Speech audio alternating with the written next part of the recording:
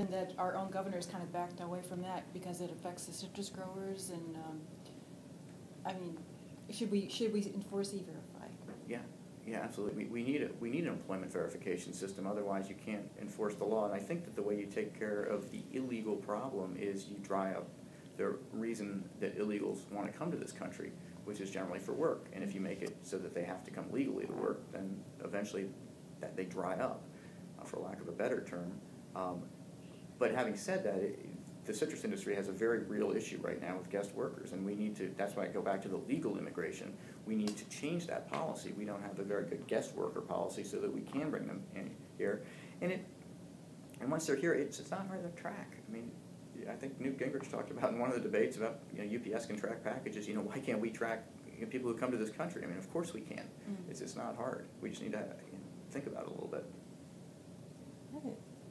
Getting back to all politics is local, wanted to talk about beaches, since you and I both have a history in the Coastal Advisory Council. And I haven't been to the beach in ages. And the support for taking care of our beaches and taking care of our coastline. And could you just talk about that a little bit? Yeah, our beaches are incredibly important to us. I think that tourism is one of the big drivers of our economy here in Southwest Florida, and part of that is ecotourism, and part of that is the beaches. And when Alan Frommer says that Southwest Florida is the best place in the world, not North America, not the Western Hemisphere, but the whole world to come, you got to pay attention to that. And the reason Southwest Florida is one of the best, or is the best place according to him, is because of our beaches. So we need to absolutely pay attention to them. Having said that, we have a $1 trillion deficit right now. So any money that's spent federally on beaches, there has to be an offset, and we have to figure out a way to pay for it. And that's something I believe very strongly in. Also, I'm not sure how much the federal government needs to have a role in beaches. I think the state and locals do very well. I think the Corps of Engineers is incredibly burdensome and adds a lot of cost to a lot of these projects, and that's something that we need to look at, is whether the Corps needs to actually be involved in these projects at all. Related to that and water resources policy, for example, the federal government has passed twice, or the Congress has passed twice, the Water Resources Development Act in 2000 and 2007. Yet there's been no money that's come from the federal government to fund Everglades restoration. It seems that with the recent lawsuit that there may be a $800 million settlement, but that money I don't think has taken effect yet. How do we get the federal government to make good on its commitments? Because right now the state has been out on its own when it's come to Everglades restoration. Two-part answer to that. First of all, WRDA, which is the Water Resources Development Act, is generally a bill that's just chock full of pork. And it's usually my least favorite bill. When it was going through the House, we'd look at it. And the reason I didn't like it is because projects need to win on their merit. And in order for the Everglades to be able to win, it needs to win on its merit. And I think it can, because I think it's a good project. And I think that the federal government and the state government they have an agreement. And I think the federal government needs to live up to its side of the agreement, and we need strong advocacy from our legislative delegation to make that happen. But again, that's all framed in the fact that we have a $1 trillion deficit. So we need to make sure that if we're going to pay for this project, we have the money to do it. We make sure the money comes from somewhere, and the Everglades competes, and it competes against the other projects that are out there, and I think it'll do fine. It should not be an earmark that's just added on later, and that's generally what happens in WRDA. Talking about another bill that's going through is about the agriculture bill, and I saw the Senate just broke ice on that this morning. And it seems like talking about a $1 trillion deficit and support. What do you think of the agriculture bill and the farm subsidies when we're having peak farm prices in the last 30 years? Well, there's two parts to the farm bill that cost money. The first part is the agricultural subsidies and crop insurance and all of that. And the second part is food stamps. Food stamps is a counter-cyclical program, so when the economy is bad, food stamps tend to spend a lot of money, and that's what's happening. And that's one of the reasons you see so much money being spent in the ag bill. There's a ton of waste, fraud, and abuse in food stamps. So that program needs to be, or SNAP, I think they call it now, needs to be readjusted. On the ag subsidies, I don't support them. I think that crop insurance, the federal crop insurance, that's something that the United States can do the same way we do with flood insurance. But subsidies, I don't know why would anyone would need a subsidy right now. And I don't support the sugar floors, their subsidies either. I don't think they need them. And when we're running $1 trillion deficit, we really need to look at that. Ethanol, same way.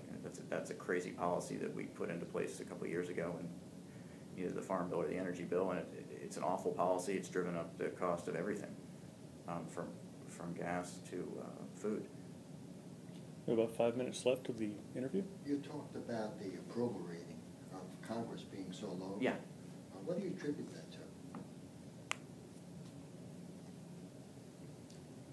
I think, simplistically, Congress has taken what we call a shirts and skins attitude that fourth grade soccer teams have, where one team goes over here and one team goes over here, and they're not allowed to talk to each other, and that's unfortunate.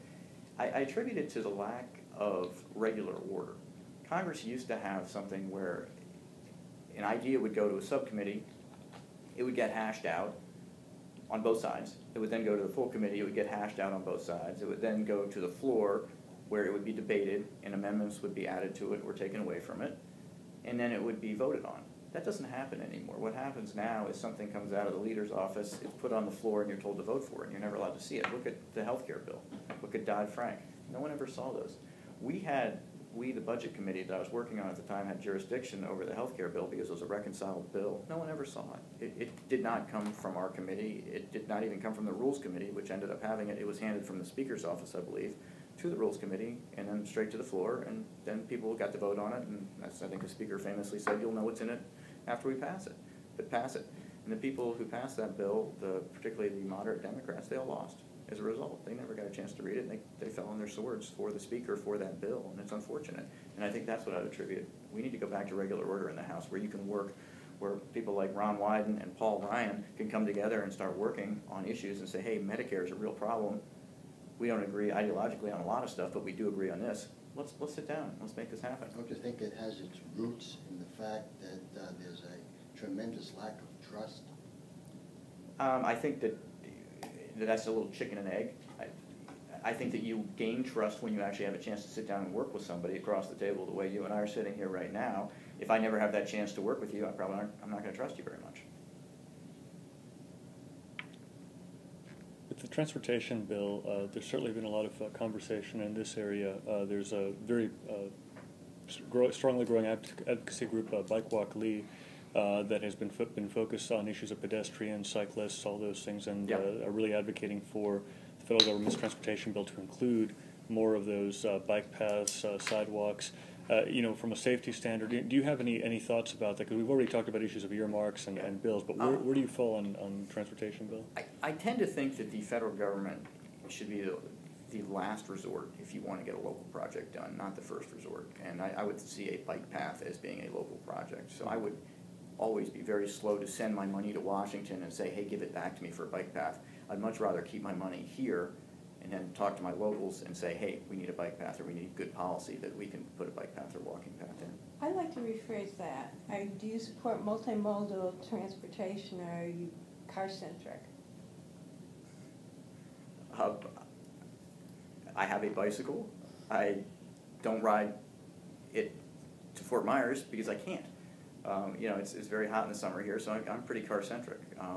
Living in Southwest Florida, I don't know how you would get around, driving from Sanibel to downtown Fort Myers on a bike. I'm not sure that's a practical way to commute. For recreation, absolutely.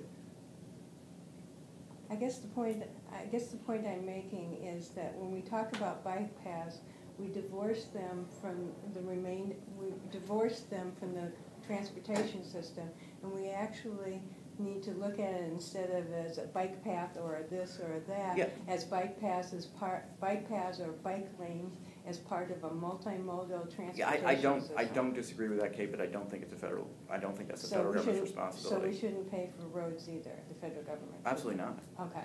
No, that's a consistent. No, we built the federal highway system in the 50s and 60s. It's finished now. The federal government needs to get out of it. We need to take that 18 cents that's the federal gas tax, give it back to the states, and let them, if they want to maintain the roads, fine. So this isn't about bike paths. This is about any form of transportation. Yeah.